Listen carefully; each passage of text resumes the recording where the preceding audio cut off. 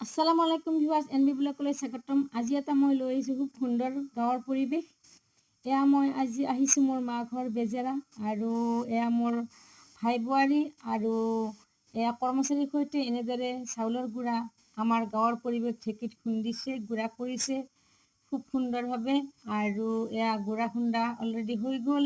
ইয়াতে গুড়া কৰি কেনে ঘুলি কেনে গৰম পানীৰে সৈতে এয়া চাউলৰ এয়া মালপোৱা বনাইছে, আমি ভাজা পিঠা বুলিও কওঁ। খুব সুন্দৰ, এয়া খাবলৈ বহুত সোৱাদ হৈছে আৰু দেখাতো খুব সুন্দৰ হৈছে। আৰু তাৰ লগতে এয়া বৰা চাউলৰ গুড়ি হয়, এইটো বেলেগভাৱে গুড়া কৰিছে। আৰু এয়া নাৰিকল ভাজি এনেদৰে খুব সুন্দৰকৈ পিঠা বনাইছে, চাউলৰ পিঠা।